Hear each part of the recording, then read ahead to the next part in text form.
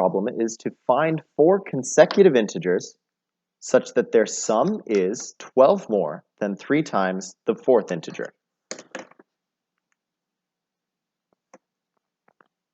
All right. So the way that we set this up is first it tells us to find 4 consecutive integers, and we know that those 4 will always look like n plus 1, n plus 2, and n plus 3. Now they're giving us a statement about these 4 numbers. What that is that their sum is 12 more than 3 times the 4th integer. When it says their sum, it means the sum of all 4. So if I take n plus 1 plus n plus 2 plus n plus 3 on the left side, that will be equal to 12 more, which means 12 plus, than 3 times the 4th integer. So we do 3 times the 4th integer. So we look at our list, 1, 2, 3, 4. The 4th integer is n plus 3. Now we must simplify on both sides. 1, 2, 3, 4n, and then 1 plus 2 plus 3 is 6. And then we will distribute on the right. Simplify one more time, we get 4n plus 6 equals 3n plus 21. So if we try to solve this equation, 4n plus 6 equals 3n plus 21, we can do that in a real quick step. Subtracting 3n from both sides and subtracting 6 from both sides gives us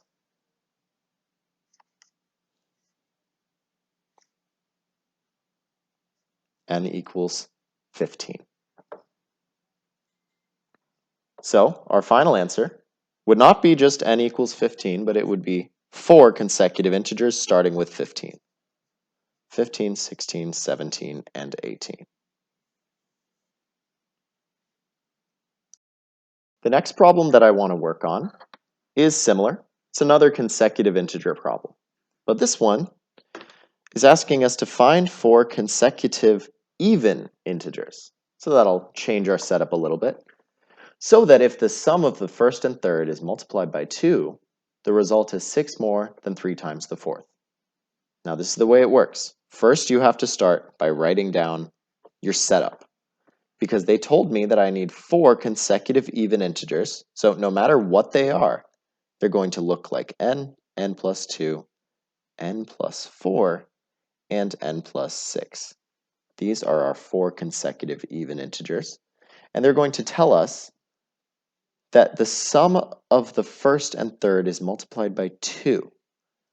So the first one is n, and the third one is n plus 4. So take the sum of the first and third, n plus 4, and multiply it by 2. Then the result is 6 more than 3 times the 4th, which means 6 plus 3 times the last item in the list, which is n plus 6. So let's simplify on both sides and see where we get. So that would be 4n plus 8 equals 6 plus 3n plus 18. Simplifying again, you get 4n plus 8 equals 3n plus 24. Let's solve that. So going over to the whiteboard to solve this equation, we have 4n plus 8 equals 3n plus 24. The way to solve this is to move the n's over to the left side and all the numbers over to the right side. Getting rid of that 3n, getting rid of that 8. 4n minus 3n is n, and 24 minus 8 is 16. So we know that the first integer in our sequence is 16, which means that the last 3 are relatively easy to find. You just do 16, 18, 20, and 22. So box it up and we can move on. This next problem is a graphing problem, number 13. Now part A is an equation, negative 3x plus y equals negative 2. So as we know, when we're graphing equations, and we've got both x's and y's in that equation, what we have to do first is solve for y. And luckily for this example, it's going to be easy to solve for y, Because if we add 3x to both sides of this equation, we get y equals 3x minus 2. Now that is the form that we want, y equals. And so, once you have that form, once your equation looks like that, we can start choosing some x's, plugging it in, and seeing what y's we get. So we're using this graph as our graph, so let's be very nice and label the axes, x and y. Now along the x-axis, we've got 1, 2, 3.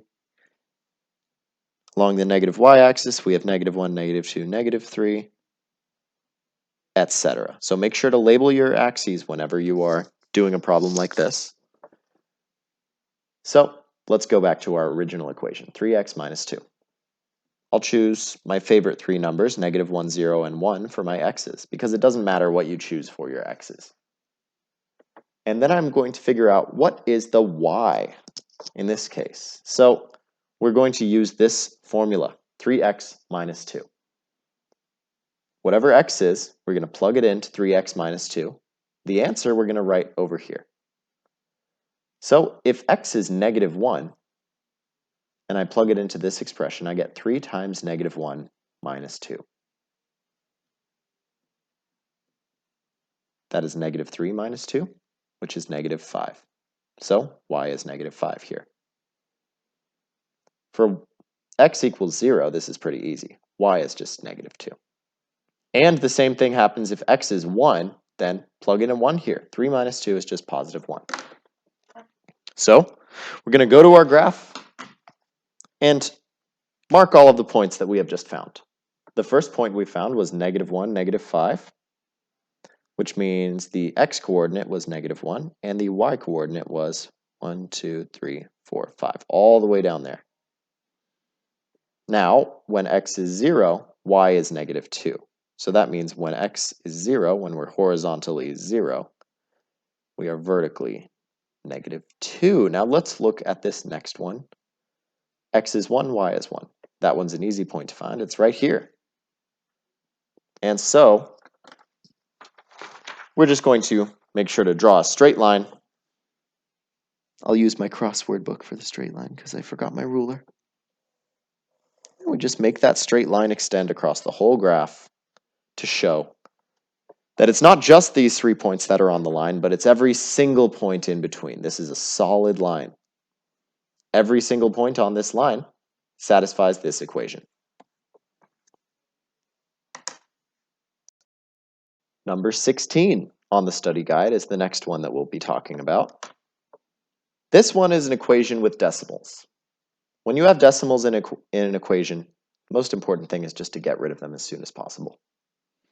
Of course, you can do arithmetic with decimals, and you could even solve this equation without doing this, but look, we have a lot of flexibility with equations, and so if I can choose not to have decimals, then I'm going to choose not to have decimals. So in this case, I've got 2 decimal places here, 1 decimal place here, and 2 decimal places here. So if I shift everything over to the right 2 times, basically just multiplying both sides of the equation by 100, then I will get a new equation that looks like this. 2x plus 360 equals 8x. This is a little clearer, right? What am I going to do? I'll subtract 2x from both sides. Gets rid of that 2x, so then we just have 360 equals 6x. Now if we divide both sides by 6, we get x equals 60. So that's our answer. Box it up and you can move on. The next problem that we will work on is problem 19, writing 0.235 as a simplified fraction. So when I said 35, I actually meant 35 repeating. If I were to write this out, I would get 0.2353535, etc.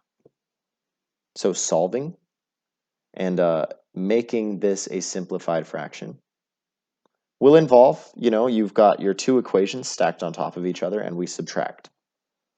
So the problem is that this repetend bar is over the 3, 5, and not the 2. But if I take n and I multiply it by 10, I get 2.35 repeating. And if I multiply n by 1,000, I get 235.35 repeating.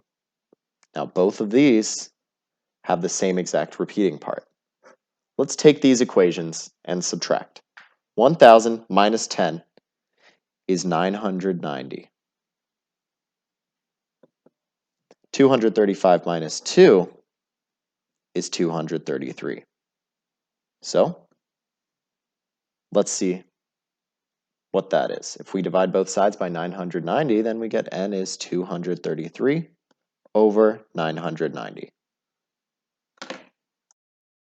Now we can look at this and examine it to make sure it's fully simplified, but it is fully simplified, so we are all good. One of the cursory things you can look at is, well, this number and this number are not both divisible by 3. So that's at least rules one of those guys out. Once you're done with that, you move on to the next problem. Today, the next problem that I will be working on is problem 22. Simplify by factoring the GCF. So we're given a complicated expression with a numerator and a denominator. And when it tells me to simplify by factoring the GCF, the idea is that we take the numerator and rewrite it, and the denominator and rewrite it by factoring out. Now, factoring out is taking a sum like this and writing it as a product. So what you must do is you look at the two terms in this expression, 2x squared y and 10x to the fourth y cubed, and find the greatest common factor of those two terms. And that means find everything that these two terms have in common. 2 and 10 are both even. They have a common factor of 2. So begin writing your common factor over here, and you'll be able to fill in the rest. This term has an x squared, and this term has an x to the fourth, so they both at least have an x squared. This term has a y, and this term has a y cubed, so they both at least have a y. So I'm factoring out a 2x squared y. And on the inside, what I write is, in this case, 2x squared y divided by the greatest common factor, 2x squared y, gives me 1. And 10x to the fourth y cubed divided by 2x squared y gives me 5x squared y squared. Ran out of space there, gotta add that on. Right, like that. And then we look at the denominator. We gotta find the greatest common factor of the denominator as well. 8x cubed y minus 2x squared y to the fourth. Both of those are even, so they have a 2 in common. There's an x cubed and an x squared, so I know they both have x squareds. There's a y and a y to the fourth, so that's actually the same exact common factor. That's what we want, usually. Okay, so now we figure out what's on the inside of these parentheses. What I would do is, I'm looking at 8x cubed y, and then I divide it by 2x squared y. I get 4x and no y's, because those y's cancel out. Then over here, 2x squared y to the fourth divided by 2x squared y. That actually only leaves us with a y cubed. Now, these two greatest common factors are completely identical, so they cancel out. And we're left with our final answer,